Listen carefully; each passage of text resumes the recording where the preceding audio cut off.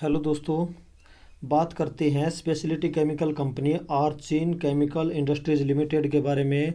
देखिए दोस्तों, ये कंपनी जो है रिसेंट लिस्टेड कंपनी है। इस 21 नवंबर 2022 को इस कंपनी की लिस्टिंग हुई है बाज़ार में।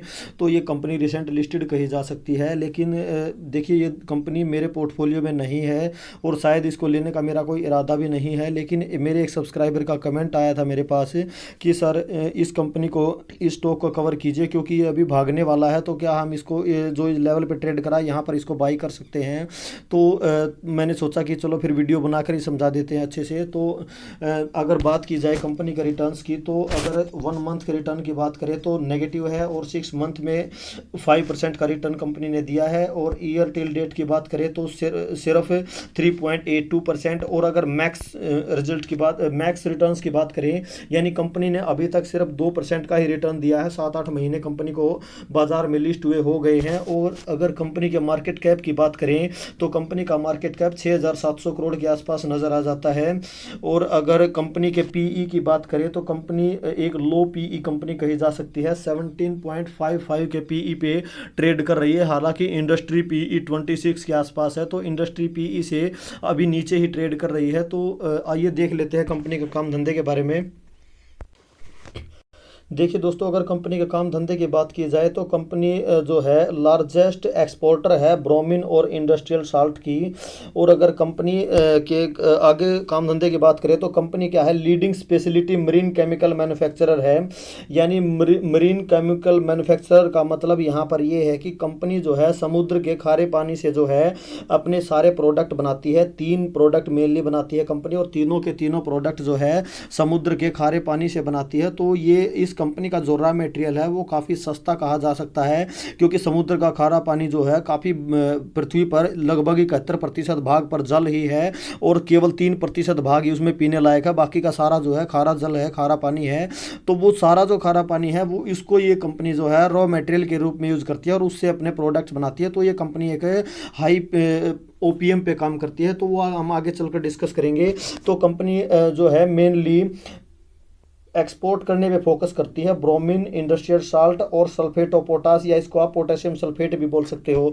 तो कंपनी मेनली 3 प्रकार के प्रोडक्ट बनाती है, देख लेते हैं। एक बार कंपनी के केमिकल देखने से पहले हम एक बार इसका रेवेन्यू बाइफिकेशन देखते हैं। तो रेवेन्यू कहाँ कहाँ से कंपनी को कितना प्राप्त होता है। तो अगर marine salt, marine chemical salt या इंडस्ट्री साल्ट, इंडस्ट्रियल साल्ट भी इसको बोल सकते हो, तो वहाँ से कंपनी को जो है करंटली 45.3% का 37% का रेवेन्यू प्राप्त होता है। और अगर ब्रोमीन की भी बात की जाए तो ब्रोमीन से कंपनी को करंटली सबसे ज़्यादा 53.54% का रेवेन्यू प्राप्त होता है। और अगर पोटेशियम सल्फेट की बात की जाए तो पोटेशियम सल्फेट से मात्र 1% का रेवेन्यू कंपनी को करंटली प्राप्त हो रहा है। यानी सबसे ज़्यादा जो इनका जो मेन सेगमेंट है वो ब्रोमीन का सेगमेंट है। तो एक बार ब्रोमीन के सेगमेंट को देख लेते हैं। तो अगर ब्रोमाइन की बात करें तो ब्रोमाइन में ये कंपनी जो है लीडरशिप पोजीशन होल्ड करती है। किस में, ब्रोमाइन मर्चेंट सेल्स में, यानी मर्चेंट को सेल करने में ये कंपनी लीडरशिप पोजीशन को होल्ड करती है और एक्सपोर्ट करती है काफ़ी बड़ी मात्रा में चाइना को। ये केमिकल जो ब्रोमाइन है उसको काफ़ी मात्रा में ये चाइना को एक्सपोर्ट करती है। इस देखिए दोस्तों, ब्रोमाइन का जो ट्रांसपोर्टेशन है वो काफ़ी डेंजरस होता है और इसके लिए जो है जिस कंटेनर की रिक्वायरमेंट होती है उस कंटेनर की जो अंदर की दीवार होती है वो निकल धातु और लेड धातु जो होती है उससे जो है उससे लाइंड होती है। यानी अंदर की तरफ जो लाइनिंग होती है, अंदर की तरफ जो लेयर होती है वो निकल और लेड धातु की होती है। आइसोलेटेड कंटेनर के अंदर इसको रख कर ले जाया जाता है, क्योंकि दोस्तों देखिए ये जो ब्रोमीन होता है ये एक नॉन मेटल है। जो केमिस्ट्री के जिनको केमिस्ट्री का ज्ञान है उनको पता होगा कि ब्रोमीन जो है एक नॉन मेटल है, हेलोजन फैमिली से बिलोंग करती है और जनरली जो है स्टैंडर्ड रूम टेम्परेचर पे जो है लिक्विड फॉर्म में एग्जिस्ट करती है। तो ये काफ़ी वोलेटाइल होती है और बहुत जल्दी इवेपोरेट हो जाती है, इसलिए इसको काफ़ी आइसोलेटेड सुरक्षित कंटेनर्स में ही ट्रांसपोर्ट किया जाता है इधर से उधर। तो अगर ब्रोमाइन की बात की जाए तो ब्रोमाइन कहाँ कहाँ यूज़ किया जाता है। ब्रोमाइन फार्मास्यूटिकल में यूज़ होता है, एग्रोकेमिकल में यूज़ होता है, वाटर ट्रीटमेंट में यूज़ होता है, आग बुझाने वाले यंत्रों में यूज़ होता है, एडिटिव्स के रूप में यूज़ किया जाता है। और अगर मेन इसका यूज़ देखा जाए जिससे हमें ईवी का एक्सपोजर, इलेक्ट्रिकल व्हीकल का एक्सपोजर मिल सकता है, वो इसका मेन सेगमेंट है एनर्जी स्टोरेज बैटरीज।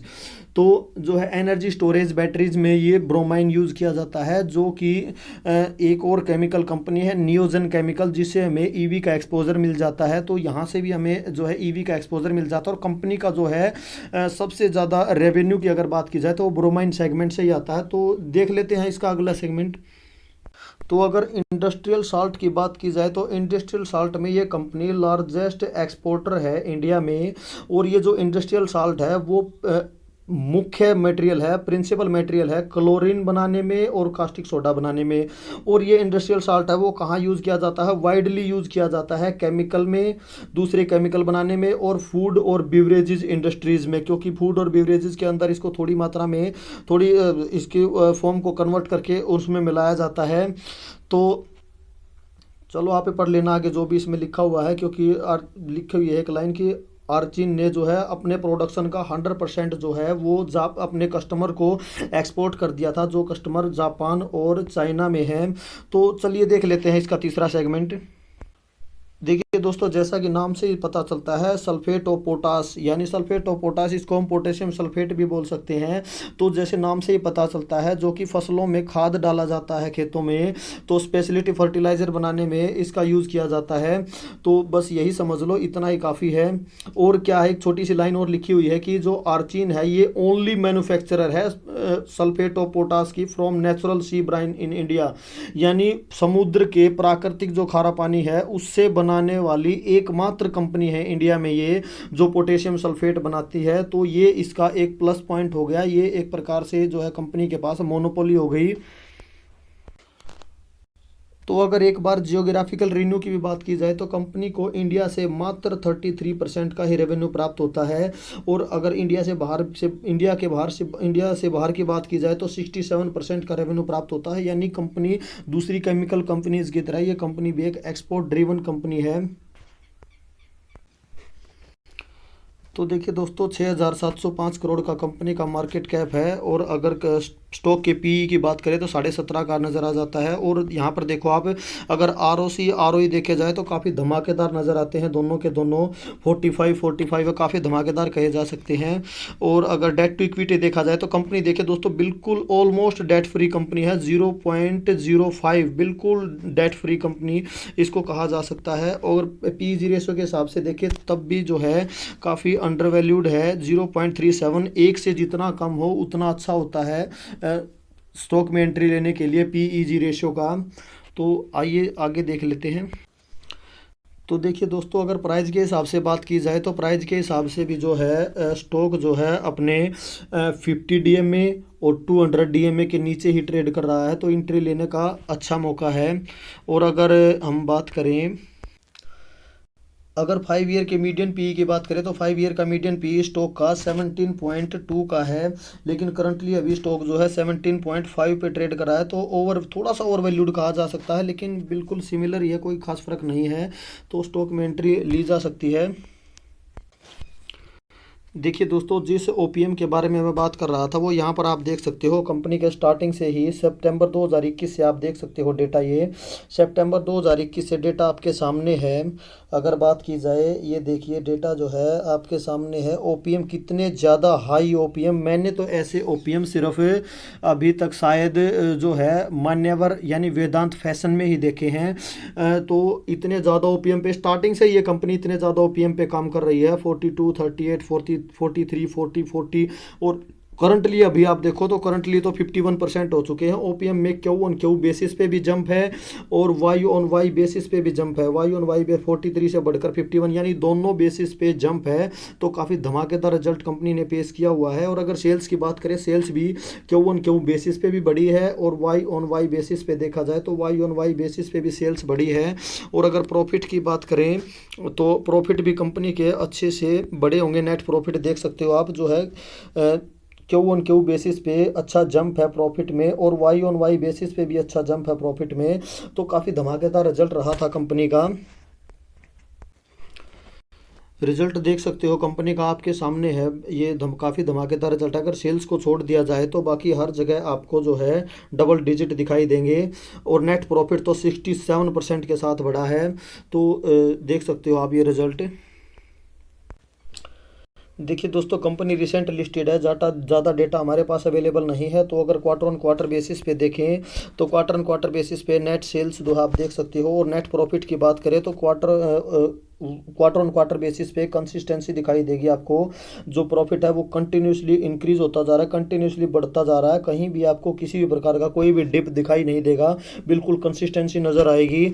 और अगर बात करें वाई ऑन वाई बेसिस पे तो सिर्फ दो ही बिल्डिंग आपको दिखाई देंगी, क्योंकि कंपनी देखिए दोस्तों अभी रिसेंट लिस्टेड है। बिल्कुल अभी तो लिस्ट हुई है, ये 6-7-8 महीने हुए हैं बस लिस्ट हुए। तो इतना ही डेटा अवेलेबल है। देखिए दोस्तों, यहाँ पर आप अगर सेल्स ग्रोथ देखें तो सेल्स ग्रोथ लगभग 25% से ऊपर है। और अगर प्रॉफिट ग्रोथ देखें तो प्रॉफिट ग्रोथ तो ट्रिपल डिजिट में नज़र आ जाती है, डबल डिजिट भी नहीं, ट्रिपल डिजिट आपको दिखाई दे रही है यहाँ पर। और अभी तो लिस्ट हुई है कंपनी, एक साल भी नहीं हुआ है। तो यहाँ पर स्टॉक प्राइस CAGR में तो कुछ नहीं मिलने वाला। देखिए दोस्तों, कंपनी के बारे में सबसे पॉजिटिव बात जो है वो यहाँ पर नज़र आ जाती है। आप एक बार यहाँ देखिए, कंपनी का डेट जो है, कंपनी का डेट 897 करोड़, यानी मोटा मोटी माने तो 900 करोड़ से कम होकर बिल्कुल ही मात्र 69 करोड़ रह चुका है। और अगर रिजर्व्स की बात करें, रिजर्व्स जो है देखिए कितना जंप हुआ है रिजर्व्स में, तो है 243 करोड़ से रिजर्व्स बढ़कर हो चुके हैं 1408। यानी कितनी पॉजिटिव बात, कंपनी ने अपना सारा डेट लगभग चुका दिया है, कंपनी ऑलमोस्ट डेट फ्री हो चुकी है। सबसे अच्छी बात अब ये हो चुकी है, यानी अब इसमें घबराने वाली बात बिल्कुल भी नहीं है। तो अगर छोटी सी समस्या है तो ये समस्या है कि कंपनी रिसेंट लिस्टेड है, इसका ट्रैक रिकॉर्ड हमारे पास नहीं है, मैनेजमेंट के बारे में ज़्यादा इन्फॉर्मेशन नहीं है हमारे पास। तो उस हिसाब से हमें अपनी इन्वेस्टमेंट प्लान करनी चाहिए, क्योंकि कुछ पता नहीं कंपनी कुछ उखाड़ पाएगी या नहीं उखाड़ पाएगी, किस तरह का कंपनी बिहेव करेगी। तो वेटेज तो देखिए बाद में भी बढ़ाई जा सकती है, रिसेंट लिस्टेड है तो उस हिसाब से बिल्कुल ही कम इन्वेस्टमेंट आप देकर चल सकते हो। चलो उसके बारे में थोड़ा आगे बात करेंगे। देखिए दोस्तों, छोटी कंपनी का कैश फ्लो चेक करना बहुत ही ज़रूरी होता है कि कंपनी कितना धन कमा रही है और कितना धन कंपनी के खाते में आ रहा है। तो कंपनी आप पिछले क्वार्टर से कंपेयर करके चल सकते हो। 674 करोड़ रुपए अब की बार कमाए थे और 500 करोड़ रुपए जो है कंपनी के खाते में कंपनी को प्राप्त हो चुके हैं। और जो उधार का जो माल था वो सारा कंपनी ने जो है प्राप्त कर लिया है।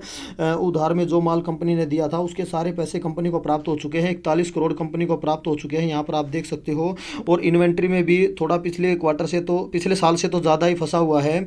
पिछले साल से सॉरी कंपेयर करके चले सारा कुछ, तो पिछले साल जो है 10 करोड़ रुपए फंसे हुए थे और अब जो है 47 करोड़ रुपए कुछ ज़्यादा ही फंस गए हैं। तो चलो बाकी देखते हैं आगे। देखिए दोस्तों, कंपनी ने अपना सारा डेट चुका दिया है, कंपनी ने अपने रिजर्व बढ़ा लिए हैं। तो यहीं से नज़र आ रहा है कि कंपनी ने फिक्स्ड एसेट भी परचेज किए हैं अच्छे खासे 97 करोड़ रुपए के। लेकिन उससे भी ज़्यादा आप देखोगे कंपनी ने इन्वेस्टमेंट भी परचेज की है। तो कंपनी की जेब अभी काफ़ी गर्म है। तो अगर कर्जे की बात करें तो कंपनी ने बिल्कुल थोड़ा सा कर्जा उठाया है, मात्र 21 करोड़ का कर्जा उठाया है कंपनी ने, कोई ज़्यादा नहीं है। देखिए दोस्तों, थोड़ा सा शेयर होल्डिंग पैटर्न भी देखना ज़रूरी होता है कि मतलब किस तरह कितना जो है स्टेक प्रमोटर के पास है, कितना FIDI के पास है। तो यहाँ पर आप देखो 50% से ऊपर स्टेक जो है प्रमोटर के पास होना ही होना चाहिए। अच्छी बात होती है, वैसे कम भी होता है लेकिन 50% तो ज़रूरी होता ही है, होना ही चाहिए। तो अगर देखें तो 53.60 जो है प्रमोटर के पास है। और अगर FI की बात करें तो FI ने थोड़ा सा माल ज़रूर बेचा है, हल्की फुल्की जो है प्रॉफिट बुकिंग की है इस क्वार्टर की अगर बात की जाए। लेकिन DIs देखिए आप, DIs काफ़ी बुलिश है इस कंपनी को लेकर, काफ़ी बड़ा स्टेक DIs के पास है। लेकिन पब्लिक के पास मात्र 10.67% का ही स्टेक है, यानी काफ़ी बड़ा स्टेक अभी भी स्ट्रॉन्ग हैंड्स में है। और पब्लिक ने तो हालांकि थोड़ा बहुत माल उठाया है इस क्वार्टर, जो है माल FI ने जो माल बेचा था वो पब्लिक ने उठा लिया है। तो लेकिन अभी भी काफ़ी मेजर स्टेक जो है वो स्ट्रॉन्ग हैंड्स में ही है, तो काफ़ी पॉजिटिव बात है ये। देखिए दोस्तों, अपने ऑल टाइम हाई 731 रुपये से अभी ये जो है 25.57 यानी 25% के डिस्काउंट पर अवेलेबल है। तो अभी ख़रीदने का अच्छा टाइम है, ख़रीदा जा सकता है। लेकिन उससे भी इम्पोर्टेंट बात अगर मैं आपको दिखाऊं तो देखिए दोस्तों, ये जो है काफ़ी समय से साइडवेज है। लगभग हम बात करें तो ये कब से साइडवेज है, ये जो है अगर हम बात करें तो ये अप्रैल 21 अप्रैल 2023 से कह सकते हो आप, 21 अप्रैल कह लो, 20 अप्रैल कह लो, तब से लेकर आज तक ये जो है साइडवेज ही चल रहा है। लगभग मई और जून आ गया, तो 1 डेढ़ महीने से लगभग ये साइडवेज ही चल रहा है। तो करीब साइडवेज जब एक स्टॉक होता है तो वो वहाँ से ब्रेक डाउन भी दे सकता है और जो है ब्रेकआउट भी दे सकता है। अब वो तो टाइम ही बताएगा ब्रेक डाउन देगा या ब्रेकआउट देगा, लेकिन फिर भी साइडवेज है तो यहाँ पर क्वांटिटीज़ ऐड की जा सकती हैं, उठाई जा सकती हैं। हालांकि रिजल्ट तो काफ़ी अच्छा था, अच्छे रिजल्ट की वजह से ही तो मतलब साइडवेज है तो गिर नहीं रहा है। तो कुछ क्वांटिटी आप यहाँ पर लेकर चल सकते हो। लेकिन दोस्तों एक बात सुनिए पहले मेरी, क्योंकि देखिए दोस्तों, अगर आपको केमिकल सेक्टर को वेटेज देनी है तो आपको मेरे हिसाब से जो है सबसे पहला जो इन्वेस्टमेंट है वो केमिकल सेक्टर की दिग्गज company B2C market leader Pidilite में ही करना चाहिए। लेकिन अगर फिर आगे बात करें, आगे B2B मार्केट लीडर SRF को लिया जा सकता है। और फिर अगर नेक्स्ट बात करें उसके बाद जो है एसेंशियल केमिकल, देखिए ये जो कंपनी बता रहा हूँ मैं आपको एसेंशियल केमिकल वाली ही बता रहा हूँ, जिनमें आपको पहले सबसे पहले इन्वेस्टमेंट करना चाहिए वो बता रहा हूँ मैं आपको। उसके बाद फाइन ऑर्गेनिक्स को लिया जा सकता है, क्योंकि उसका जो केमिकल है वो भी ओलियो केमिकल बेस्ड एडिटिव्स बनाती है, वो भी काफ़ी एसेंशियल होते हैं।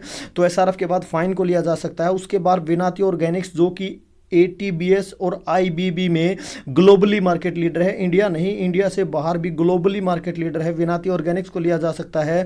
उसके बाद फिर आप ले सकते हो एग्रीकल्चर में कुछ जो एसेंशियल केमिकल बनाती है कंपनी, PI इंडस्ट्रीज़ तो काफ़ी ऊपर जा चुका है। सुमिटोमो केमिकल्स में अभी मौका है, काफ़ी अच्छे भाव में मिल रहा है, तो PI तो काफ़ी ऊपर जा चुका, तो सुमिटोमो केमिकल्स को अभी उठाया जा सकता है। तो दोस्तों ये 5 कंपनी जो मैंने आपको बताई, पीडीलाइट पहले नंबर पे, दूसरे पे SRF, तीसरे पे जो है फाइन ऑर्गेनिक्स, फिर चौथे पे विनाती और 5वें पे PI या सुमिटोमो, ये 5 केमिकल कंपनी तो देखिए दोस्तों आपको होनी चाहिए। फिर उसके बाद अगर आपको आगे कुछ देखना है, EV वगैरह के लिए कुछ देखना, फिर आपको जो है दीपक नाइट्राइट हो गया या फिर आगे और आप एलोकेट करना चाहते हो केमिकल सेक्टर में, तो उससे आगे आप नियोजन केमिकल को ले सकते हो। नियोजन से आगे फिर आप ये जो आपके पास आर्चिन केमिकल है इसको लिया जा, तो उस हिसाब से हम काम कर सकते हो। एथर इंडस्ट्रीज़ पे को भी कंसीडर कर सकते हो। देखिए दोस्तों केमिकल सेक्टर जो है अपने आप में काफ़ी डाइवर्सिफाइड है। अगर आपके पास इन्वेस्टमेंट अमाउंट कम है, जैसे मेरे पास है, तो आपके पास केमिकल कंपनीज भर भर के होनी चाहिए। काफ़ी ज़्यादा एलोकेशन आपको केमिकल सेक्टर को दे के चलनी चाहिए, क्योंकि केमिकल सेक्टर में जब आप इन्वेस्टमेंट करते हो तो वो पैसा अपने आप ही लगभग सभी सेक्टर में डाइवर्सिफाई हो जाता है, क्योंकि जो है केमिकल सेक्टर अपने आप में काफ़ी डाइवर्सिफाइड है। लेकिन अगर आपके पास इन्वेस्टेड अमाउंट ज़्यादा है तो आप जो मैं 5 केमिकल कंपनी बता रहा हूँ सिर्फ वो रखिए। लेकिन अगर आपके पास इन्वेस्टमेंट अमाउंट कम है तो आप इन कंपनीज़ को भी उठा सकते हो। अच्छी कंपनी है, ये डेट फ्री कंपनी हो चुकी है, तो हालांकि रिसेंट लिस्टेड कंपनी है, थोड़ा सा कम वेटेज दे के हमें चलना चाहिए, क्योंकि कंपनी का पास्ट रिकॉर्ड हमारे पास नहीं है। नहीं कह सकते कि कंपनी कैसा बिहेव करती थी, किस तरह के रिटर्न्स कंपनी देगी। ज़्यादा जो है चार्ट भी अवेलेबल नहीं होता कि हमें कंपनी का नेचर पता चल सके, मैनेजमेंट के बारे में पता चल सके, कुछ भी पता नहीं होता। हम सिर्फ एक सट्टा खेलने की कोशिश कर रहे हैं कि हमें सिर्फ बिजनेस कंपनी का अच्छा लगा, कि बिजनेस पसंद आ गया, अब देखते हैं ये बिजनेस किस तरह का चलता है या नहीं चलता है। लेकिन अगर एक पास्ट रिकॉर्ड भी हमारे पास हो, हम देख सके कंपनी का ट्रैक रिकॉर्ड हम चेक कर सके, तो उससे हमें थोड़ा सा कन्विक्शन और बढ़ेगा हमारा। तो देखिए उस हिसाब से आप जो है काम कर सकते हो। देखिए दोस्तों मेरा जो फेवरेट सेक्टर है वो केमिकल सेक्टर ही है, और सबसे ज़्यादा रिटर्न्स आज तक जो जिस सेक्टर ने कमा के दिए हैं वो केमिकल सेक्टर ही है।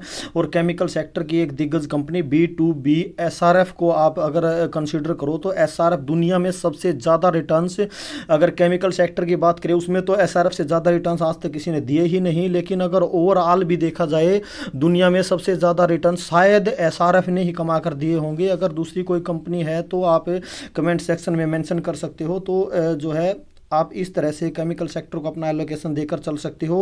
पोर्टफोलियो साइज़ कम है तो ज़्यादा से ज़्यादा केमिकल कंपनीज आपके पास होनी चाहिए। केमिकल सेक्टर में एलोकेशन थोड़ा ज़्यादा होना चाहिए। अगर पोर्टफोलियो साइज़ आपका काफ़ी बड़ा है तो फिर आप जो है जो मेजर कंपनीज जो मैंने बताई वो आप लेकर चल सकते हो। उस हिसाब से आप अपनी इन्वेस्टमेंट को प्लान कर सकते हो। तो कितनी बात। और दोस्तों ये जो स्पॉट मैंने मार्क कर रखे हैं इन पे आप जो है अपनी बाइंग स्टार्ट कर सकते हो। पहला स्पॉट इसका 522 का है, नेक्स्ट स्पॉट 500 का है, और फिर नेक्स्ट स्पॉट उससे 471 का है, तो उस हिसाब से आप अपनी पहली किस्त यहाँ पर लगा सकते हो 522 पर, और फिर नेक्स्ट जो इंस्टॉलमेंट है वो 500 रुपये पर लगा सकते हो। 471 की उम्मीद तो मुझे तो नहीं लगती, बाकी चला जाए तो कह नहीं सकते। तो आप 2 या 3 किस्त में अपना पैसा डिप्लॉय कर सकते हो। अगर आपको लगता है कि डिस्काउंट कम है तो अभी थोड़ा सा कम इन्वेस्टमेंट देकर करके चल सकते हो, और अगर आपको लगता है कि अच्छा डिस्काउंट है तो थोड़ा सा ज़्यादा इन्वेस्टमेंट अभी कर सकते हो। तो आप अपने हिसाब से काम कर सकते हो। लेकिन अगर मेरे अकॉर्डिंग बात की जाए तो कंपनी लगभग स्मॉल कैप है, तो एसेंशियल केमिकल भी नहीं इनको बोला जा सकता, थोड़े थीमेटिक टाइप केमिकल ही बोला जा सकता है। तो उस हिसाब से आप अपने पोर्टफोलियो साइज का 2 या 3% मैक्सिमम देकर चल सकते हो अकॉर्डिंग टू मी। उससे ज़्यादा वेटेज अब ये कंपनी डिजर्व नहीं करती, क्योंकि बिकॉज जो है बिल्कुल ही रिसेंट लिस्टेड कंपनी है। तो ओके, थैंक यू दोस्तों।